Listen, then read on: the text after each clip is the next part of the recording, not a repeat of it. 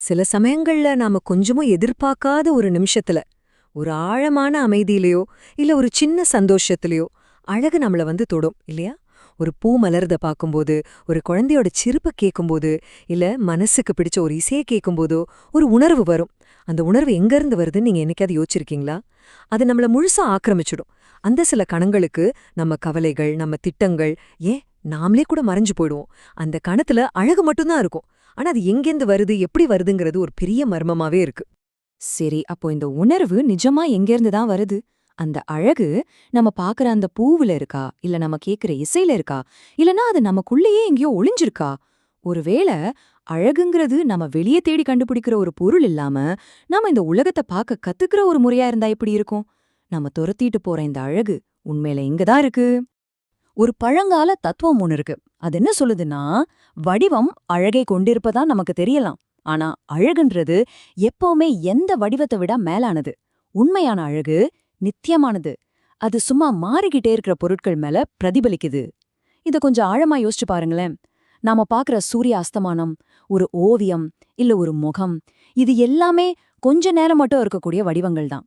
ஆனா அதுங்க காட்டுற அந்த அழகு, அந்த வடிவங்களையும் தாண்டி ஒரு நிரந்தரமான மூலத்திலிருந்து வருதுன்னு இந்த தத்துவம் சொல்லுது. அதாவது நாம பாக்குறது அழகு இல்ல, அழகோட ஒரு பிரதிபலிப்பு மட்டும்தான். இதனாலதான் நம்ம வாழ்க்கையில ஒரு தேடல் ஓடிக்கிட்டே இருக்கு இல்லையா? நாம இந்த அழகான பிரதிபலிப்புகளை துரத்திக்கிட்டே இருக்கோம். ஒரு அழகான இடம், ஒரு நல்ல உறவு, ஒரு பெரிய சாதனை, அந்த இலக்கை அடையிற வரைக்கும் அதுதான் நமக்கு முழுமையான சந்தோஷத்தை கொடுக்கணும்னு நம்புறோம். ஆனா அந்த உணர்வு கிடைச்சதுக்கு அப்புறமும் கூட அது மெதுவா மங்கி போயிடுது. கடைசியில ஏதோ ஒண்ணு குறையற மாதிரியே ஒரு சின்ன உணர்வு நம்ம கிட்ட எப்பவுமே இருந்துகிட்டே இருக்கு. அந்த பிரதிபலிப்புகளுக்கு பின்னால ஓடுறது நம்ம தாகத்தை தீர்க்கவே மாட்டேங்குது. ஆனா இதுக்கு ஒரு மாற்று வழி இருக்கு. ஒரு புராதனமான வழி. அது என்ன சொல்லுதுன்னா, பிரதிபலிப்புகள துரத்துறத விட்டுட்டு, அந்த ஒளியோட மூலத்தையே நமக்குள்ள தேடுன்னு சொல்லுது. வெளியுலகத்துல அழக தேடுறதுக்கு பதிலா, நமக்குள்ளேயே இருக்கிற அழகோட ஊற்ற கண்டுபிடிக்க அது வழிகாட்டுது. அந்த ஊற்று தான் திருப்புர சுந்தரின்ற தத்துவமா உருவகப்படுத்தப்படுது. இது வெறும் ஒரு தெய்வத்தோட பேர் மட்டும் இல்ல. இது பிரக்ஞையோட ஒரு நிலை.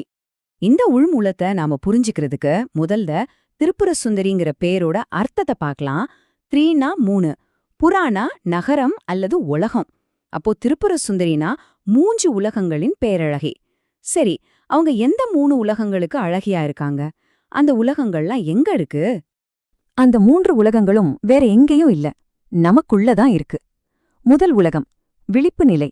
அதாவது நம்ம புலன்கள் மூலமா நம்ம தொட்டு பார்த்து கேட்டு அனுபவிக்கிற இந்த வெளி உலகம். 2வது கனவு நிலை. நம்ம உடம்பு தூங்கும்போது நம்ம மனசு மட்டும் உருவாக்குற ஒரு தனி உலகம். 3வது ஆழ்ந்த உறக்க நிலை.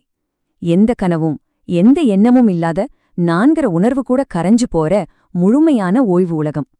இந்த 3 நிலைகளையும் நாம ஒவ்வொரு நாளும் அனுபவிக்கிறோம். சுந்தரிங்கிறவங்க இந்த 3 நிலைகளுக்கும் சாட்சியா, இதுக்கு பின்னாடி இருக்கிற மாறாத அமைதியான பிரக்ஞையா இருக்காங்க. இதோ பாருங்க, இந்த 3 உலகங்களையும் கடந்து நிக்கிற அந்த பேரழகோட உருவம்.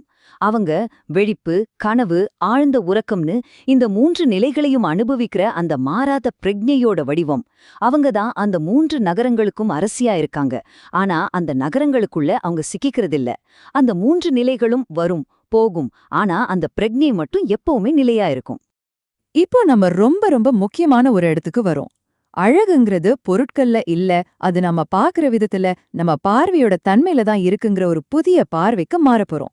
இது ஒரு சின்ன மாற்றம் மாதிரி தெரியலாம், ஆனா இது எல்லாத்தையும் மாத்தக்கூடிய ஒரு திறவுகோல்.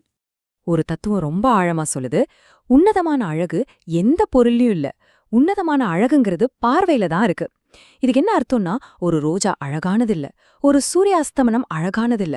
அதுக்கு பதிலா அதையெல்லாம் நம்ம பாக்குற பார்வையோட தரம்தான் அழக உருவாக்குது. அழகுங்கிறது நாம வாங்குற ஒரு பொருள் இல்ல, அது நாம உணர்ற ஒரு அனுபவம். இப்படி கற்பனை பண்ணி பாருங்களேன், உங்க மனசு ஒரு லென்ஸ் மாதிரி. கவலைகள், குழப்பங்கள், கடந்த கால நினைவுகள், எதிர்காலத்தை பத்தின பயங்கள்னு பல தூசு அந்த லென்ஸ் மேல படிஞ்சிருந்தா நம்மள சுத்தி எப்பவுமே இருக்கிற அழக நம்மால பார்க்க முடியாது.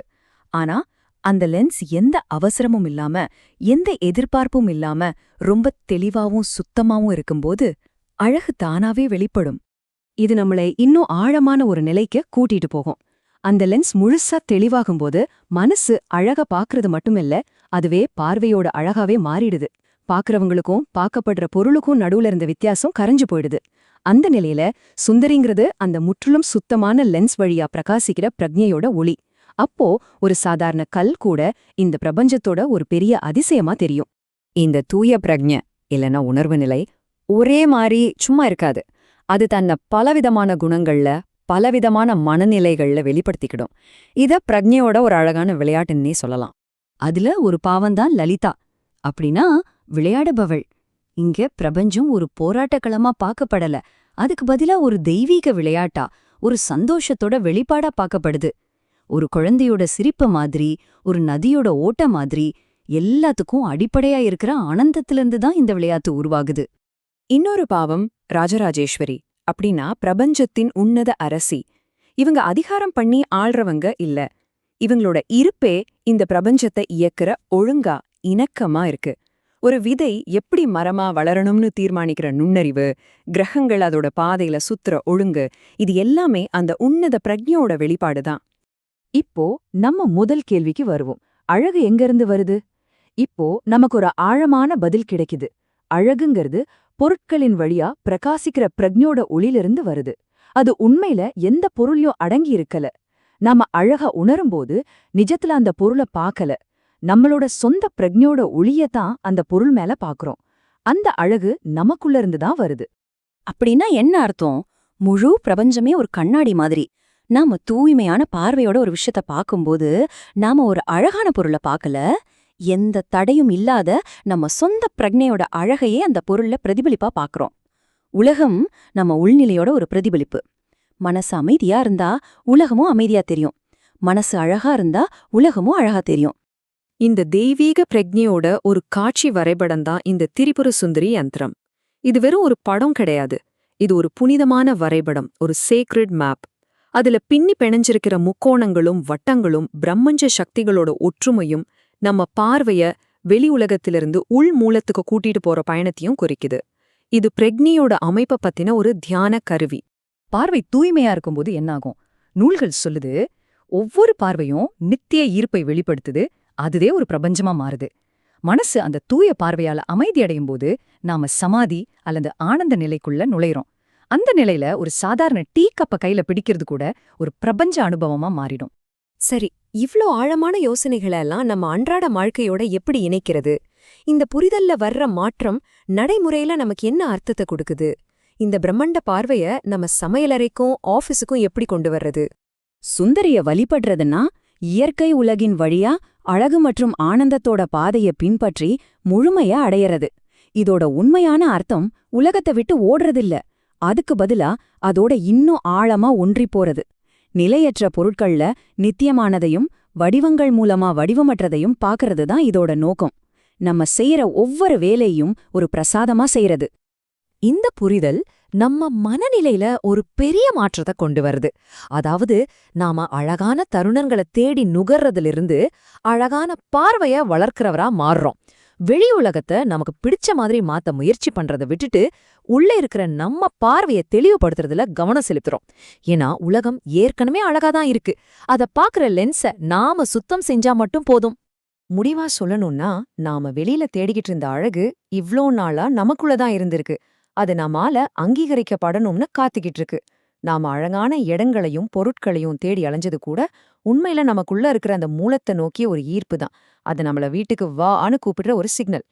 ஆக, ஒருவேளை நாம கேட்க வேண்டிய மிக ஆழமான கேள்வி அழகானது எது அப்படிங்கறது இல்ல. அதுக்கு பதிலா இருக்கிற எல்லாத்துலயும் அழக நான் எப்படி பார்க்க கத்துக்கிறது அப்படிங்கிறது தான்.